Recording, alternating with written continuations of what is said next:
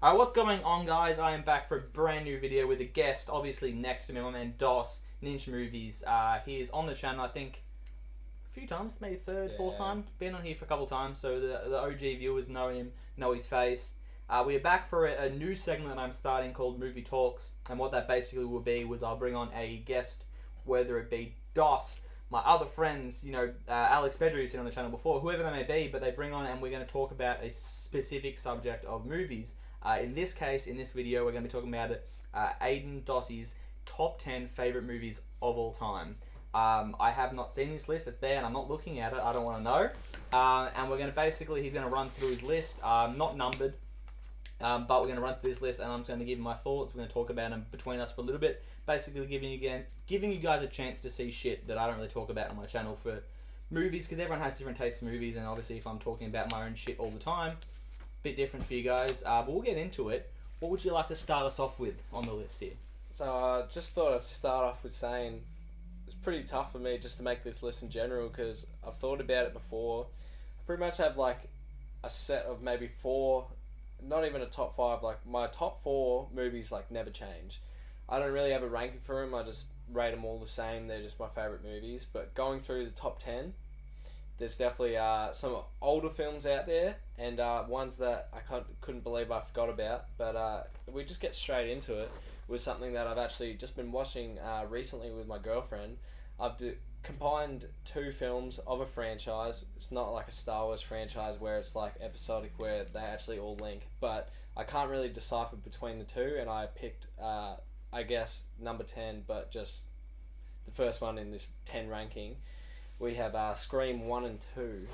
That's a nice choice. So yeah, That is a nice choice. I just like to say from the get-go, the reason I'm putting 1 and 2 in there and not 3 and 4 is because honestly I really can't remember 3. I know a lot of people... Like a weird ghost turn. Yeah, I don't... No. That's all I remember is that one little ghost scene. I'm like, it got so off track. But I know a lot of people, if you say the first Scream, they're pretty happy with that. They're like, yeah, it's a good slasher movie. It makes fun of a lot of the slasher films and there's a lot of good references. But a lot of people don't get into the sequels. But just recently, I picked up the Blu-ray of the 4 films. Been going through with my girlfriend, as I said, and she hasn't seen them before. And I just realised why I love Scream 2 so much. I used to actually rank it above the original. I don't know if I do that now, but it's so on par. Obviously, the first film, directed by Wes Craven, as they all are, and icon of horror that he is, and I don't know, the first film I think is pretty standard in the fact that obviously it's the film that makes fun of all the slasher genre. It's very self-aware, does its own thing, and a lot of meta stuff in there. Yeah, and it puts forward as that it's very self-aware.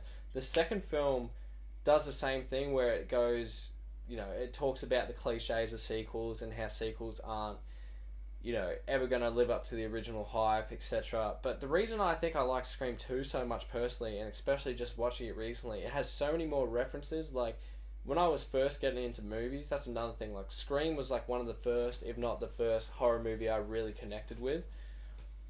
So, when I watch it, just watching all these references and they're talking about like Graduation Day, Slaughter High, or any of these movies, I remember going through and writing a list when I was first watching movies and first getting into horror movies, and I wrote down these lists and I checked out movies because of Scream.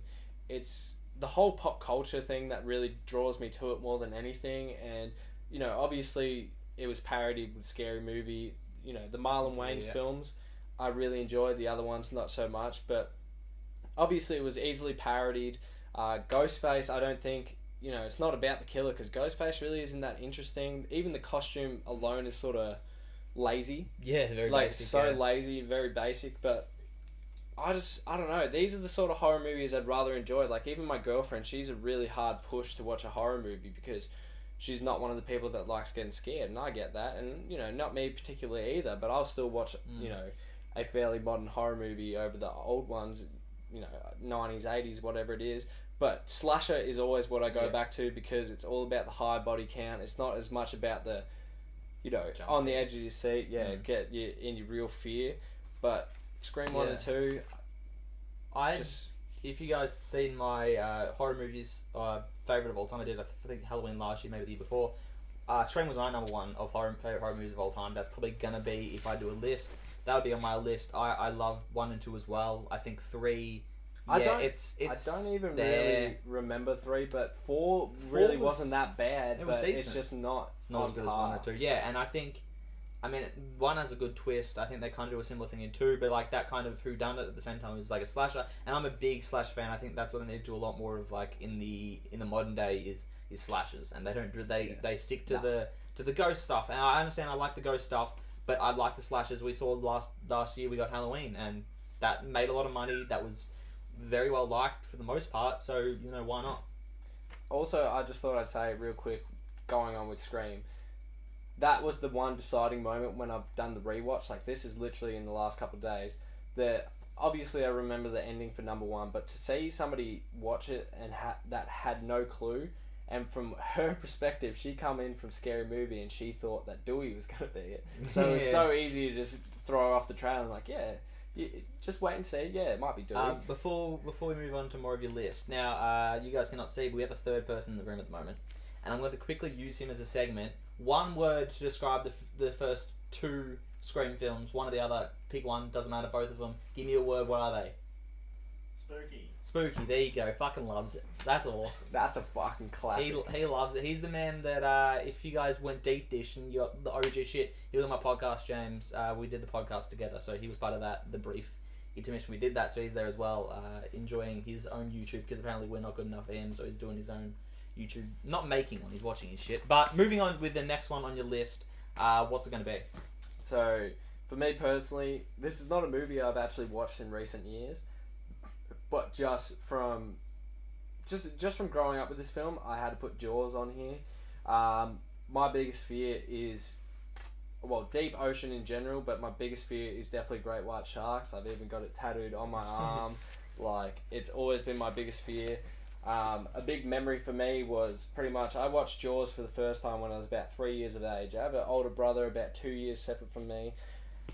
Me and him definitely weren't meant to be watching Jaws at the age that we were, but his whole, he enjoyed the fuck out of Jaws at the age of 5. Just loved the movie. I had not obviously established my fear yet, but the whole idea was, obviously, this is technically the first horror movie I was ever going to see. His whole job, and I hope he's watching, the whole job he had was to cover my eyes every time there was a death scene. I just wanted to watch the movie as it was. I didn't really, grasp enough of it. It's a fairly adult movie. And there was one in particular scene when the ship is sunken and that fucking spooky head pops out with the bulging eyes, clearly a drowned body or whatever. I just remember it like that. Pops his head out and I screamed at the top of my lungs. And Mum had to come out. She just had no idea what was going on. And James, my brother, he's just I just blanked on that one. And ever since that day, it fucked me up. But for everything that it was, it was the first official blockbuster, if you will. Special effects beyond its age. Just a great movie. And it's also the fact that it's a movie where, in a sense, it really doesn't, it does not matter about the shark. I know that the shark, if you watch any of the behind the scenes, the shark malfunctioned constantly, and that's the whole reason it became such a suspenseful film. Yeah. But it really is more about the dialogue and, the whole epidemic, and, it made a whole generation scared of the water, really. Nobody really thought of great whites in this sort of way, and it's just, it really is. It's like a dinosaur living with us right now. It's that movie's fucking iconic as shit. Spielberg is phenomenal. We've seen that from a lot of films, but he was so great in that. And I actually think it was Universal. Was it Universal, James? Where we saw Jaws thing? I don't think he's listening. Good stuff. He'll watch it. He goes back and watches this. But we went through a tour of Universal, and they actually spoke about Jaws. They had the little mechanical thing in the water, and they actually said that was a big problem, was the mechanic, because they nearly almost ditched the whole film because that thing played up all the time, pain in the ass to shoot scenes with it. So that's something there, but that's very, very iconic movie, and that ability to just completely fuck up everyone's. No one want to go in the water after that. Legit, no one want to go in the water because of what one movie did. I'm still petrified to this day. For real deep water, as soon as it gets that real dark blue, can't see anything below you, I'm fucking off it. I'm just it's too mysterious. I can't handle it. Moving on to your next on your list. What do you got? So I've just written it down as the feature film, but this one, once again, I guess it is a cheat, but it's gonna have to be the whole trilogy of Back to the Future. Another series that I was very happily introducing to my girlfriend as of recently. We still have yet to watch the third film, as it not being on Netflix. Really should own just the copies of the films themselves. But Back to the Future, it's not even a movie that, like, it's such a childhood franchise and a movie that you relate to your childhood and everything like that. But I really watched it probably when I hit high school for the first time. And you can say what you will about the third film, and yes, it probably is the weaker of the link, but at the end of the day, it all tells a story, and like through the second film, they connect and talk about the Wild West the whole time. I think just because of the big switch up, it was such a shock. Because like the first film is, you know, obviously going back to the past, and then the new film, or the second film, they're going into the future. But it's like the whacked out fucking 80s, 90s version of what they thought the future was going to be. To then 15. But at least everything prior to that was all written out, so the Western was always going to be, you know, a standard Western film. The second film, they made it so out there that, like, how could you ever come back from that? Like, the clothing that they wear, it's so bizarre and off the rails. They got Jaws, like, number 23 in it, going off. I don't know, it's just such a fun adventure. You know, every character... the only animal I own, Marzia, her nickname is McFly around the house. Like, this is how much the film franchise has impacted me. It's just, this is my, like, fun go-to adventure film, if you will. Like, that, I don't really have too many of those, but this is just a trilogy. Like, on a rainy day, I could watch it start to finish. It's not too long.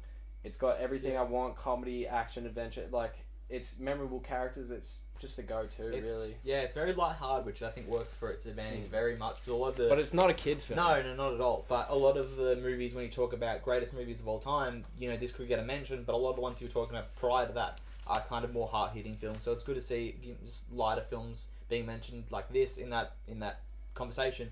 But it is phenomenal. I mean, all the work that was done in that trilogy is great. Again, the third one, I think, kind of is the weaker in the link, but it's still a great film nonetheless. Oh, yeah, exactly. But I think that's partially as well. They actually wrote and filmed 2 and 3 back to back, and I think I didn't even know that. Yeah, Robert Zemeckis came out and said that's probably what he's like. I would have liked to take more time with 3, and I think that's why he believes it fell off a little bit, because he didn't give it that time that he gave to at least the first and, you know, the second one, because obviously the second one, you know, would have got its time before that as well. But I mean, nothing beats the first for me. I think that's my favorite. That's phenomenal, and you know, there's so many, like, again, a word I use for Jaws as well, it's iconic. I mean, McFly, even fucking Biff, and just some of the shit they do in this movie is so good. It's so funny. It's been parodied. It's been shown everywhere. Phenomenal trilogy. Alright, what do you got next? So moving on, now, pretty much from the list forward, other than really maybe one film, my list is fairly romantic, surprisingly. Romantic, not comedies even, just dramas, anything. I relate to a lot of films that relate to my real life. I know, like, the whole point in, like, seeing a movie is escaping from realism, and, like, that's why I just enjoy movies in general. Like, that's what you want to do a lot of the time. But, like, obviously, movies that are going to hit you in feelings and something that you're relating to at the time, it's always going to catch on more and feel more personal to you. And the next film I have is 500 Days of Summer.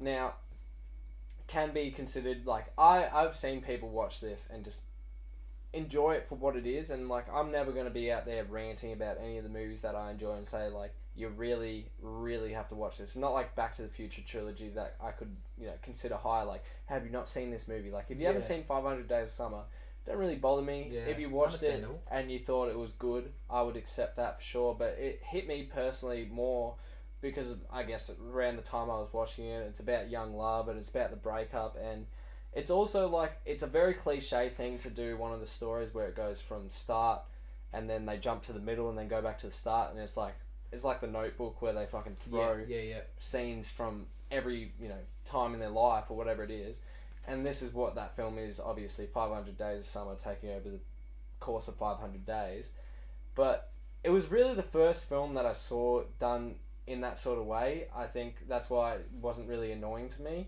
And you know, Joseph Gordon-Levitt, he is he's definitely one of the greatest actors living today. He's Very underrated. Very underrated, and Yeah, this is his very exact type of movie, like that indie sort of rom-com, like he's been doing ever since 10 Things I Hate About You, Third Rock from the Sun. He's just like, Yeah. he knows the role that he's playing. Yeah. And yeah, I don't know, it's just a little touchy-feely movie for me. I don't like talk about it like it's like the greatest gift that, you know, cinema's ever done, but it's just something that I could watch on any sort of day, and I relate to it no matter what point in my life. Like, there's always a certain scene or a certain line you're like, yeah, obviously people have trouble with love and different stuff like that, and it's just like, it's just a movie that I would go to and show off to people if they really were ever like thinking about that sort of topic, I guess. Yeah, like I love this film as well. I think it's great. I own it as well. Joseph Gordon-Levitt is phenomenal. But I respect. It was kind of, and again, this might be some spoilers within these like subjects, but it was one of the first movies to kind of build up a story with a relationship with a girl, and then them not finish up the movie together. They weren't going to go, we're not going to break up and get back together, and you know everything's going to be fine again. It wasn't. I think that's like the realest part. That's probably one of the reasons I like it, because it's like not always going to be the happy ending, and that's how it is. And like it's, but it opens up at the end of the movie with him having another opportunist. You just don't see it, and it's more about the breakdown. It's like, it's just real. Yeah, I respect when movies can do that without being a cliched rom-com, and in the way that, you know, some rom-coms, you get the classic opening scene where the girl may reject the guy and he fights, you know, and if they finally get the date and they fall in love, and then they do the whole thing, and then something happens, they break up, and then back together, happy ending, and it works, and it makes a lot of good films. They didn't want to do that, and they, again, what you said, where they cut back and forward for the movies to kind of spice it up and not give you the everyday rom-com, but then also do the ending where they're like, yeah, that, you know, it doesn't always work out, and I respect it for that, for sure. Next, what do you got? So next, I mean, I don't really have many videos on my channel right now, but they will be coming soon. But for anyone that used to follow the channel and even just has heard Davies talk about me on the channel, you would know that my favourite director of all time is Kevin Smith. And how could I not put on his very first film, Clerks? I'm just going to not really talk about the film as much, because I just think the film is very much a Seinfeld movie. It's just literally the courses of one single day. It's a fair hectic day, but one single day of these convenience store workers.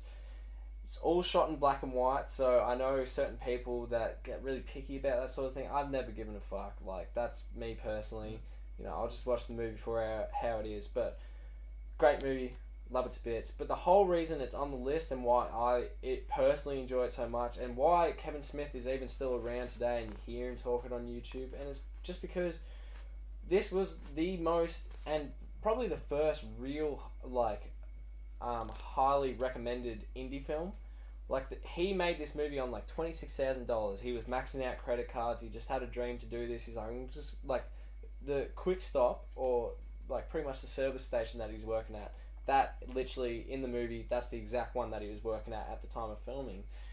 You know, he didn't really have a lot of A-grade actors. He didn't have a budget behind it. It was just a man with a dream, and he's built an empire off it. And you know, the R-Cube universe he's created, like, he went after this, he had Morats tanked, Chasing Amy, small budget, knocked it back up, and he kept going. He's been on a constant up and down, just with reception really, but he just keeps pushing. And with the new Jay and Silent Bob movie coming out, I can't just help respect and just love the man himself behind the camera. Like, I never really got into directors too much. Like, obviously I know Spielberg and, you know, everyone else, Francis Ford Coppola and everybody like that, but the whole thing that really connects me to Kevin Smith is because he was just a regular dude. He just liked movies, he likes reading comic books, makes this movie, blows up out of nowhere, and he never changed, only just until recently when he really started dipping in that phase of like Zack and Mary Make a Porno, when he was trying to make like a big budget movie.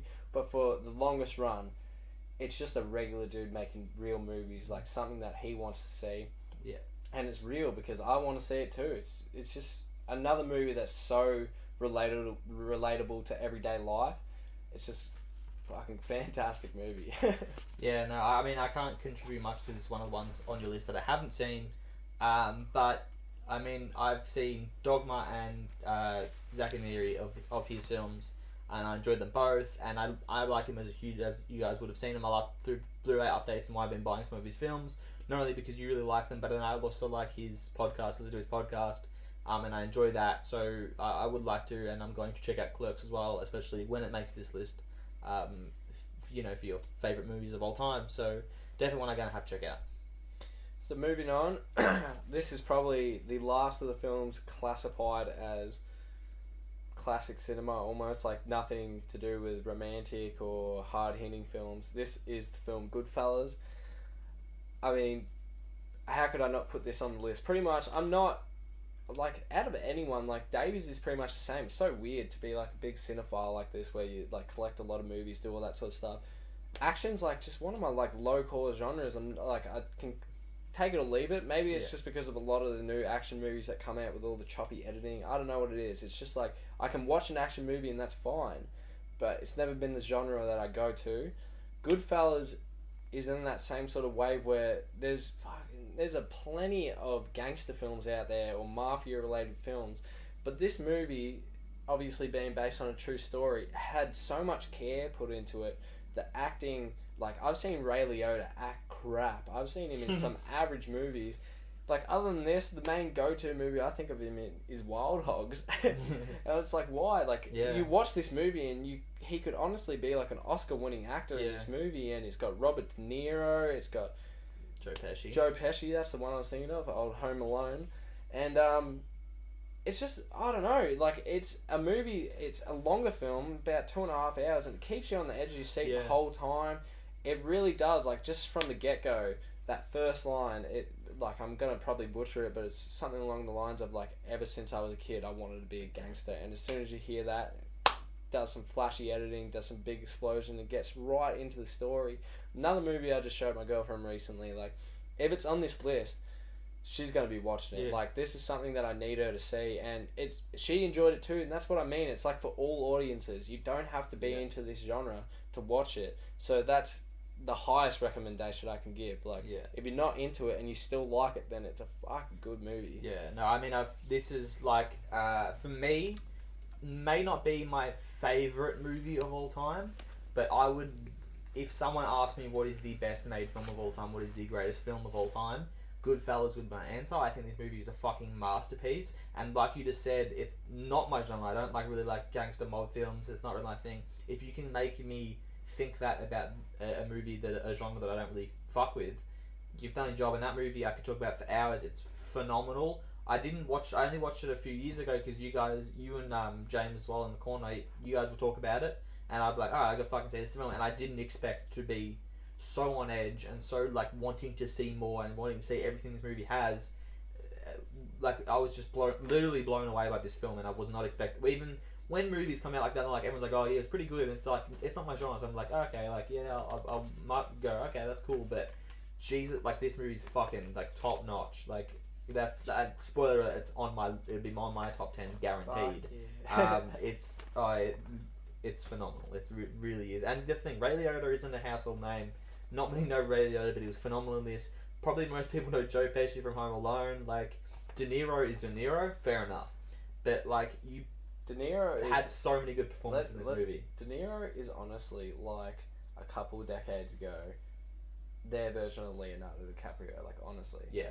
I mean, he's still doing some films now. Obviously, does, like, more, not as serious, like, Meet the Fockers and Dirty Grandpa and shit. But, yeah, legit. And, like, he's one of those guys within Leo, and you go, who's the greatest actor of all time? You can hear De Niro's and you can hear DiCaprio's in those answers, and no one's going to fucking argue that, because it's phenomenal. Alright, so the next one, I'm going to breeze by this quickly because we actually have a featured review on this channel, and you should just go watch that review, because honestly, like, me and David's put our soul into that, and, like, everything that I could possibly say about the film. Blue Valentine is in that, but honestly, just go see that movie. Like, it will crunch your heart, bro. It is fucking ridiculous. But the acting is, like, phenomenal, out of this world. The directing is so real. This is, like, out of all the movies that I've been talking about, this is the exact sort of feel that I'm going for. This is so real life. It's one of those tragic stories that doesn't end the way that every other fucking romantic movie will end. This is, like they say, is not a love story. On the Blu-ray or whatever, half of that film, they fucking hate each other. Like, it literally is a movie about a degrading marriage. It is pretty horrific to watch, but it's so real, and it's done with so much passion. Like, it is one of the, like, for me personally, it's so touching. I really don't watch it more than, I used to watch it all the time, but I just got to a phase where I was like, I can't do this anymore. Yeah. It's like a touching movie to me that I personally wouldn't watch maybe even once a year, maybe once every 2 years. Like, when I come back to it, like, very few movies will make me, like, emotional to near the point of tears. Yeah. It's the movie that does it for me, like, because I've just never felt anything, like, done so real. And for the longest time, the director and with Ryan Gosling and everything, still have not seen The Place Beyond the Pines. I have no idea why, but I still haven't. But Blue Valentine is the go-to. Like, just check out the review. Yeah, I won't go in depth from that because we dropped a review. And that was like, I don't know, like 20 minutes on it. We talked about, like, we went in on this bitch, and I'm just gonna leave it at, if you don't think Ryan Gosling, you think he's like a good looking dude and that's where he books his roles, watch that fucking movie and tell me that after another that. one. He's gonna be the Leo, mate. Wait until he gets that mature age behind him and, like, real mature. He's gonna be. I was gonna say he's gonna be all over it, mate. He's got the acting chops. And he's already got a couple Oscar noms behind him now, and he does. It's usually his roles that aren't known for, like, not The Notebooks or not The Crazy Stupid Loves. Phenomenal in both La La Lands, but, like, the movies like this and, like, Half Nelson and shit that he's just really fucking good in, and that's the shit that you go, nah, he's not just a good looking dude. I mean, he fucking is, but he's, he's booking because he's got talent as well. And again, go and watch the review of that film for a fucking in-depth look at this movie. Slice up.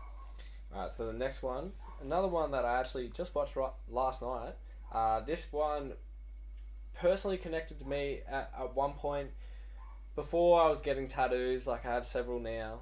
Obviously, I do a lot of tattoos, meaning a lot to me. And there was a quote from this movie that I've decided to, scratch off the list of tattoos, just simply because I'm not a fan of the whole writing on me. I'd rather, that just that sort of thing. But there was a quote from this movie, and that quote dragged me into the movie as soon as I first watched it. And the film is Remember Me, obviously starring Robert Pattinson, who is unfairly just stitched up with his role in Twilight. Yeah. This man is a good actor. He honestly is. And this film, once again, I would defend a lot of these movies to the death.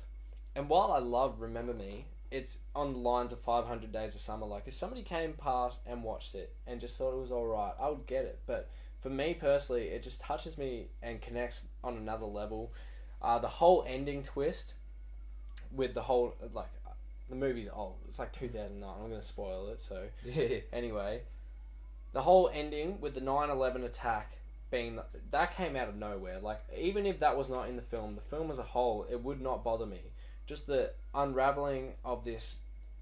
He's like that indie dude that... Like, he's got the rich dad. He doesn't want to be that guy. He works at the library. Yeah. Like, it's the most cliched story, but it's acted and portrayed so well. I don't actually know what the love interest is off. I've definitely recognised her face, but everybody in the film does well. It's got Pierce Brosnan. He does well. It's like, I don't know, I feel like I connect to it as well because of family tragedy. Like, he's got his brother who committed suicide, so that's a big factor. Then he's got into this relationship with this girl on bad circumstances, pretty much him getting beaten up by the father, and he wanted to get, like, a little bit of payback. It's like a very cynical movie wrapped in this little love bow. Yeah. It's just so well acted, and certain key moments, and the Gandhi little quote that I mentioned, like, literally if you just Google Remember Me quote Gandhi, it will come straight up. It's just a movie that I could watch really on a rainy day and just really get into. Then once again, watched it last night with a girlfriend. She'd seen it in the past but couldn't really remember it. I'm like, it's Remember Me, you gotta remember it. It's a good film. It's been a while since I've seen it as well, but I do remember liking it, and all you things touched on is that's what I remember. And it is one of those fucking sad movies with that twist, but it does, and that's the thing. Gosling's done a lot of roles to kind of not be the good looking guy. But then the thing with Gosling and, like, Pattinson's done good roles, but the biggest thing he's known for is Twilight, which sucks. Just it puts his name out there, but it sucks for him because he's the Twilight guy now, and, like, and he's hopefully to get out of that hole. He said that he was just phoning it in. It's just a paycheck to him. But like you can tell, he wants to be in this movie. It's a good script. Everybody's on board on this. Even in the special features on the DVD, they're into it. Yeah. It's a good movie. Moving on. Alright, so moving on. So the last two films, I mean, I don't even know how long this video would be going for. We're going to get depth in this bitch, right? We'll keep going. Don't know how long it'll be going for, but these next two films, like I said, pretty much the top three, if I had to, are these two films and then Blue Valentine, like the movies that I really hit hard with. These next two, I love for so many different reasons. I don't know even if I can do a video on them. It would have to be like an in-depth written review, like, honestly. But I'm just going to go straight into Good Will Hunting. Like, how the fuck could you not like this movie? Yeah. Like, I know that there's the whole thing, like, there's a lot of rappers and, like, music influencers out there that get accused of ghostwriting. I remember, and I've seen conspiracies on how that Matt Damon and Ben Affleck did not write this movie. It was just like, not too good to be true. That's how good this movie was. And they got a fucking Oscar for writing. They're just like, somebody has paid to have this movie made. I mean, it had Robin Williams in it, and he did not phone it. He put in his best performance I personally have ever seen. Like, honestly, the man is so good with improv acting. The one scene when he's talking about the wife fighting in bed and you see Matt Damon laughing, that is real shit. Like, that is actually how good this movie was done up. Yeah. It's a movie that's been parodied so many times. I've seen it on Family Guy. I remember watching parodies on The Simpsons and Family Guy even before I'd seen the film. But this is another one. This movie taught me so much about young love. It really did. It taught me a lot about that. It taught me about, like, really chasing your potential, seeing who you're after. There's one in particular scene right near the end when Ben Affleck's talking to Matt Damon and he's come back and he's like, oh, I thought you were going off to get this big fancy city job or whatever, and they're doing like whatever, like some labour and handling. And he's just like, if you don't do it, I'll fucking kill you. He's like, a million guys here would pay to have what you got, and you're just saying that you just want to be like the average every day. It's just like, it's really such a chase your dreams movie. Every performance is well done, and this is Matt Damon's best film by far. Like, I remember like watching these, and this was actually produced by, or like co-produced or whatever you would, by Kevin Smith. Mm-hmm. So he funded this movie, and Matt Damon had very vague roles in like the earlier Kevin Smith films, but obviously Ben Affleck always getting the starlight. And then so I'm watching these hand in hand, really getting into Ben Affleck as an actor, thinking he's great, and then Matt Damon comes in, and this is just like one of the all-time greats. This movie actually teaches you something about life. It's got a worthwhile story. It's got the best acting. It's got great direction. Like, it honestly will really change your life. This movie. It's spot on. This movie is phenomenal, and it goes back to the what we're talking about with Goodfellas. I'm not necessarily gonna I don't even know what category this movie is. But like, I'm gonna watch like kind of, honestly seems like it's more like a drama kind of thing about a super smart guy. Like, cool. Like, am I okay? Like, and then you watch this film and you're like, holy fuck! Like, this movie's really damn good. And then Affleck, Damon, and Robin Williams are phenomenal in this film. Written really fucking well. It is it's up there. And it's one of those things where you kind of, I watched it like only a couple of years ago, and it was one of those things where it's like everyone talks about Good Will Hunting. Everyone talks about Good Will Hunting. It's like, alright, and then you watch it and you're like, holy shit, okay, yeah, I know why everyone talks about Good Will Hunting now, because it is fucking really good. Moving on to the final pick of your list of your top 10 favourite movies, what do you got? Alright, so dead ass, like I've got all my recording equipment ready. I would honestly just do a big session with Davies here and just buy a slab or do something, get real pissed and just talk about the film Chasing Amy for like an hour. This, by far, like, I cannot rank any of my films, but Chasing Amy is number one, up there. Best film I've ever seen in my life. I don't think it will ever change because like such a cinephile like me, I've seen many movies. I used to collect, I've gone through and then started collecting again, done everything. This movie hails it to me because it actually taught me the biggest life lesson ever. And like, being with someone and having past relationships, watching the film Chasing Amy, like, I don't know, it meant so much to me. It taught me so much, especially about jealousy. It taught me a lot about that, obviously, with Ben Affleck dating a lesbian, and then him having to come to... There was just this one scene when they're in the record store, and they're talking about it, and he found out that she possibly may have been in, you know, like a relationship with another man. Never fazed him that she was with another woman. Yeah. But as soon as it was another man, he's talking, and he's like, would that faze you? He's like, yeah, well, her being with two guys. He's like, but you didn't care about her being with maybe two girls and stuff? It's like, it teaches you so much. And I know a lot of people, like, people that like to badmouth Kevin Smith, talking about, like, obviously him being a male, not knowing lesbian culture and, like, some of the stuff that he's saying about the fisting and different shit. It's all, like, that's his humour. And, like, that is what it is, but they say that he doesn't really have a grasp on it. This movie really does teach a lot about bisexuality, just young love, fucking heartbreaks, getting back together. Like, I don't even know, like, this movie is fucking beyond anything I've ever seen, and it's the best performance. Ben Affleck, once again, same as Matt Damon before, this is the best performance Ben Affleck will ever do in his life, dude. He was committed to this movie was so low budget, like $200,000 put into this movie after Mallrats bombed, and he, like, you watch the fucking behind the scenes, and Ben Affleck's, his fro is going off because he barely could afford a haircut, and they're just putting in all the hours. He was sleeping on Kevin Smith's couch.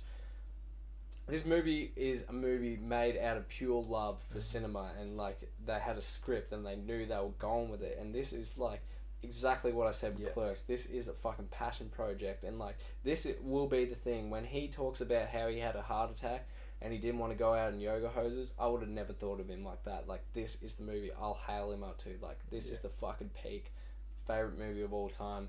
You could never change my mind. A lot of Kevin Smith on your list. Another movie I got to add to my collection as well. But I like, it's one of those things where Kevin Smith now, like 10 years, it's hard because he hasn't done a hell of a lot in the last 10 years to really think. But you go back to that early 2000s run. He was like the culture of the late 90s. Yeah, exactly. 95 to, like, 2000, like, whenever Jay and Silent Bob came out, 2001. Yeah. Around then, like, 6-year run, absolute pop culture king. Yeah, and now he's, doing, which is good, he's doing his, Silent Bob, new Silent Bob, fucking Jay and Silent Bob. They're doing that movie now, which is good, getting him out there, because, like, I think the last couple he's done is, like, Yoga Hoses and Tusk and stuff like that. But, like, I still like those movies, but it's not, I could definitely see why people think he fell off. He didn't fall off to me because he's still making his own, what he wants to see, but these are, like, he even says, like, that's the whole point. He's making Yoga Hoses and Tusk and these odd-ass movies. These are movies that are still good quality, interesting story, but he's even said, he's like, I'm never going to make a Chasing Amy 2, never going to make a Mallrats 2, and it's never going to capture the same feel, because he was that age. He was actually early 20s. He was doing all this, like, he wrote from his heart. This movie, Chasing Amy, and the main actress, he was dating her, and then it was him overcoming his jealousy issues with her, thinking that he was, she'd been with so many guys, and he'd really only been, like, a small town guy coming to Hollywood and stuff. Like, this is real shit. Yeah. That's why it feels so good as a movie. Yeah. Well, that was a great list, and I like that list because, again, it's a lot of films that I wouldn't necessarily talk about, different. Which is great. And great because I'm gonna. Again, I said this at the start. I'm going to have different people on the channel doing this same top 10 list we're going to discuss, and a lot of those films aren't going to appear on other people's lists. I'm happy about it because it gives me a chance to branch out and talk about different films. Thank you for coming on the channel. We're going to wrap it up there. I don't know how long this went for. That's what I called it, just movie talk. So we're going to here and talk shit about this film. We're going to fucking have some jimmies and just sit on the casting couch and talk shit. But thank you guys for watching. I will leave the link to Aiden's channel, NinchMovies, below as well. It's on my channel. So if you have a little sidebar and you go into, like, my fucking featured channels, he's on there. He's been in a couple of videos. Blue Valentine, I think we did a Blu-ray hunting video, and we'll probably do many more as well, especially if we got getting back into his channel as well. Check all that shit out. Have a look at some of the films that you never really thought about seeing before. If they're on this list, give them a go, because why not? You got so much fucking time in the day. Everyone does. Especially if you're watching a movie channel, you're obviously interested in that, in the craft of movies and shit like that. Check out some new stuff that you wouldn't necessarily watch before, stuff that no one's going to be talking about because it was made 20, 30, 40 years ago, whenever it may be. I think Going back to like what, 1985? No, Back to Remember the Me Future? is probably the newest one, or Yeah. like 2010. Exactly. So no one's talking about these films from fucking like 80s to 2000s. So check out these films. Check out Doc's channel, NinchMovies. Subscribe to my channel. Like the video.